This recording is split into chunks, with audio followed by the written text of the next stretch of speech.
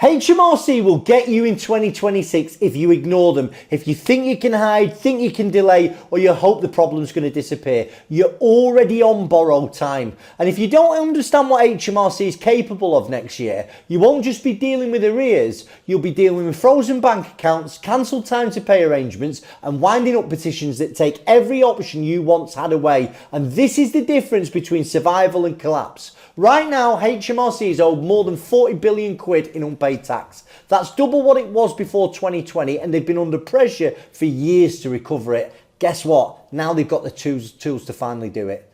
Now, I spoke to a director recently who had been ignoring HMRC letters for months and months because he didn't know what to do. Now, I told him, I said, you've got to communicate with him, but he thought that silence would buy him time because guess what? In the past, it did.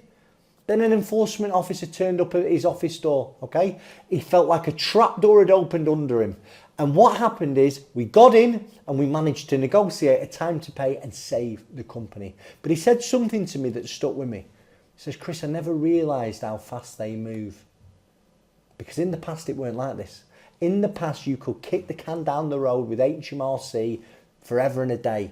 But guess what? That's changed. Because HMRC have got a new power and they will act. Let's break it down why I think HMRC are more aggressive than ever at the moment.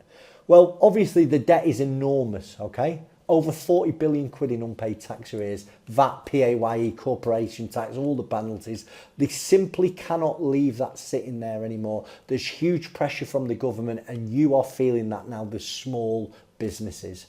They have hired thousands of extra staff, okay? So debt management teams now have got the manpower to call, chase, knock on the door, escalate quickly. Gone are the days of long delays and missed letters. Like there was a time that you could almost miss 2 VAT quarters and you wouldn't really get anything. There was a time where if you just spoke to them and just said, I'm trying my best, you know, they'd leave you alone. That has gone.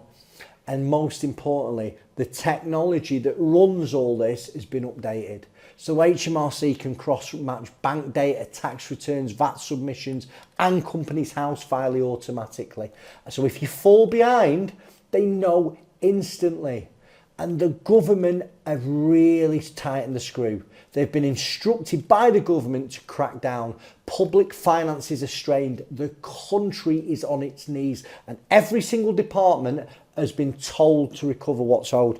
Now, you go back a year or so ago. I don't believe there was many winding up petitions between less than 100 grand. You know, I've got it on good authority that probably 18 months ago, they wouldn't even knock on a door for less than 50 grand, okay? I've seen winding up petitions this year, so back end of 2025, for 35 grand, 38 grand, of companies that don't have anything. So even the winding up petition is not going to result in anything coming back back to the revenue, but it's changed, okay? What I'm talking to you about is not theory anymore. I promise you this is the new reality. And what HMRC can actually do, and this is what directors underestimate. They underestimate the tools that HMRC have got. They can do direct bank recovery now. If you owe more than £1,000 and ignore them, they can literally take the money directly from your bank or your ISA, okay? And you'll be left with a minimum protected balance, okay? But they can recover the rest. Number 2, there's more field force visits than I've ever seen. They can send enforcement agents to your premises. They can negotiate on the spot. They can demand payments. But they can actually take enforcement steps if you refuse. And one of the things that I'm seeing a lot more is a Control of Goods Act. So, sorry, when they come and see you, it's not the first tool that they're going to use. But let's say you're ignoring letters, you're ignoring phone calls.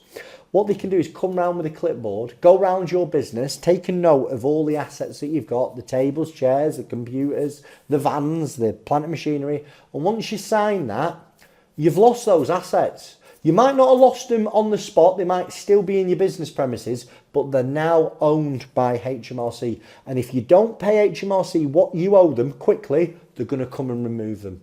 Now let me ask you this question. How's your business going to work with no assets? And people think it won't happen to them. I see it every single week.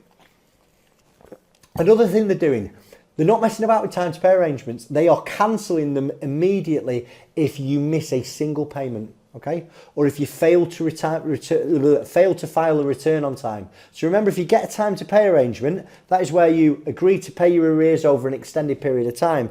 But one of the terms and conditions is you've got to stick to it. And you've got to make sure that your current returns are in on time. Current VAT, current PAYE, current corporation tax. And they will cancel your arrangement instantly if you fail to adhere to the terms, and they escalate enforcement quickly. And that leads on to me to probably one of the worst things that HMRC do. They are the most active petitioner of winding up petitions in the UK.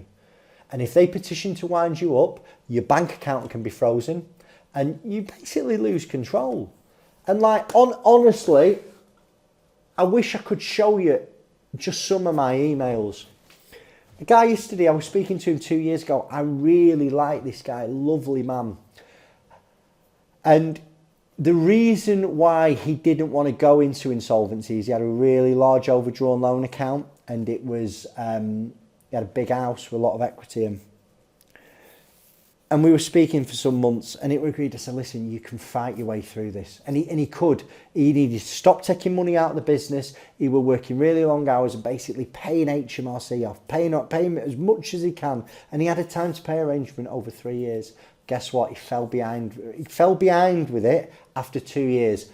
Bang, winding up petition. And once a winding up petition comes, your options are really, really limited. I'm seeing them wind people up more than ever before. If you owe HMRC money, this is something you've got to be really careful about. Please don't think it'll happen to you. Number 5, joint and several liability notices. These are becoming more common. If HMRC thinks you have deliberately, okay, or you have repeatedly avoided paying them, they can make you personally liable for company debts. And I'm seeing it a lot now. And I'll tell you where this can be used more regularly. If you get wound up and you lose the ability to voluntarily liquidate, I think this is something that the official receiver is going to be using more and more. And obviously, number 6, penalties and surcharges.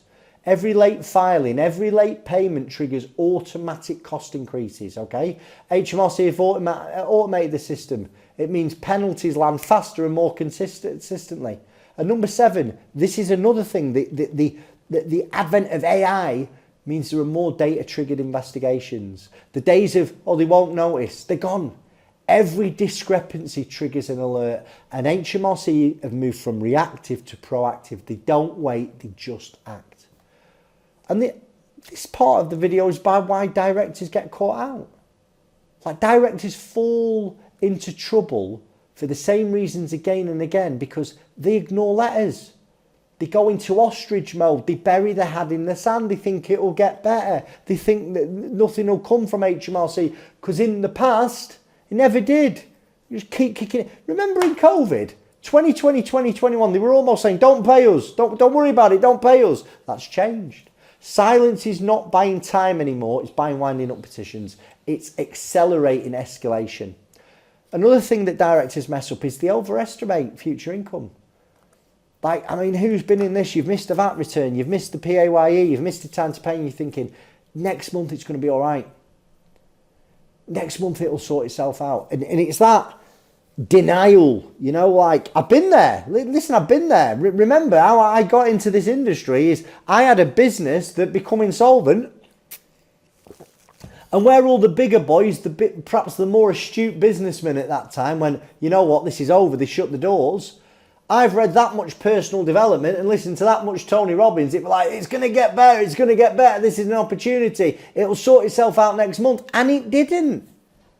Hoping that next month is going to save you is not a strategy. It is denial, and it's going to cause you problems. And when you enter into these time to pay arrangements, stop entering into time to pay arrangements without thinking about it. I get it. You've got an agent at your door. HMRC are in your business and you're frightened to death and you just want them out the door. So you agree to anything. And you're never, ever going to pay what you've agreed to. And all it does, it just moves you along the debt collection process. Next thing, you've got someone taking your assets, or even worse, they're winding your company up. Another mistake that people, and I've done this in the past, using the VAT PAYE to cover cash flow. honestly, that money isn't yours. And once you start dipping into it, you're on a clock. And this is what I suggest you all do, right? In most banks now, they'll let you set up little mini accounts. And what you can have is a little mini account for VAT and a little mini account for corporation tax. And speak to your accountant or your finance team about this. But if you put the VAT away, right? Oops, sorry. If you put the VAT away, you can never get behind with HMRC, can you? If you get £1,000 invoice, it's 200 quid VAT. If you put the VAT away, not only will you never get behind with HMRC, let me just turn that off. Not only will you not get behind with HMRC, every three months you'll have a little bit of a bonus that you can plug into your cash flow, because the chances are you'll be paying VAT over here that you'll be able to reclaim. And it's the same with corporation tax. Again, speak to your accountant or your finance team, and like, out of £1,000 invoice, how much do you have to save for corporation tax? Is it 25%? I know if you save 25%, you'll definitely not make a mistake. And again, you'll be basically having a little savings pot in your business that you'll be able to move into your cash flow at the end of the year. Another mistake I see is not preparing proper time to pay arrangements. I touched on it earlier. HMRC wants a plan that's going to work. They don't want to plead. They don't want to pie in the sky. If you're behind with HMRC, go to them with a cash flow. Go to them with a cash flow and a reason why you're behind and a reason why this isn't going to happen again, and show them the figures. And you've got to know your figures. You can't be going, well, I earn this much and it costs me this much, therefore I'll be about here. Again, I say it all the time, you need a finance function in your business, regardless of how much you turn over. And that finance function might be a little bookkeeper that costs you a few £100 a month. But look at your cash flow going forward. What's coming in, what's going out? What are your basic costs every month? And from that, you'll be able to see what you can offer HMRC. Don't be too generous. I know it sounds crazy, but if you are too generous and you start to have a bad running business, you're going to fail on your time to pay arrangement. It's going to get ripped up and you're going to get wound up. Remember, you're in a better position than you think, because if HMRC don't agree, most of the time they're going to get nothing in an insolvency. Another thing, stop filing stuff late. Even if you can't pay, you must file. Filing gives you credibility. You're getting more trouble, right, for not filing something than filing it and not paying it. And listen, these aren't moral failings. You're not bad people. There's people who are stressed. The people who are trying the best, but guess what? In the eyes of the HMRC, the red flags. Now, I want to talk about how you can protect yourself. Here's how to get ahead of the problem. First of all, face these numbers immediately today. Know exactly what you owe and when it's due. Don't guess, get the actual figures. Get those returns in.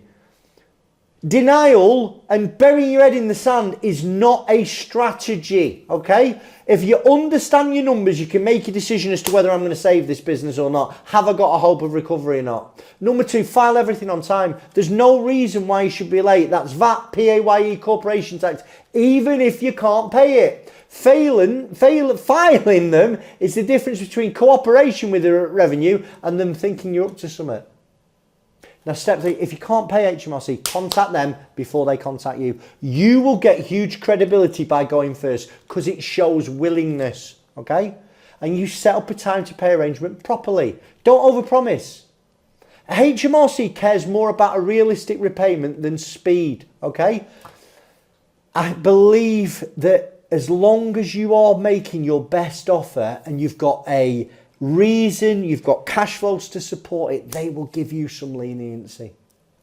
And five, protect your conduct, because from the moment you know you can't pay your debts, remember your duty changes. You're insolvent, which means you can't make your creditors' positions any worse. So you can't keep, if you know you're not going to survive this, you need to pick up the phone to somebody today, an insolvency professional. By the way, obviously, if there's anything I've said that's worried you, want some information, you want a consultation on your specifics, go into the description. There's a link at the top. Click the link. One of my team will call you today for some free and partial advice, okay? Actually, this is point 6. Speak to a professional early. there's a good chance your accountant won't be able to handle HMRC enforcement, but an insolvency advisor or an insolvency practitioner can help you negotiate and protect yourself, protect your business and prepare a plan. We do this all the time, day in, day out. Number 7, avoid panic payments. Paying the wrong creditor first can be a preference and that can backfire later. And this is about being strategic and not scared. Now, there's a number of options if you can't pay HMRC.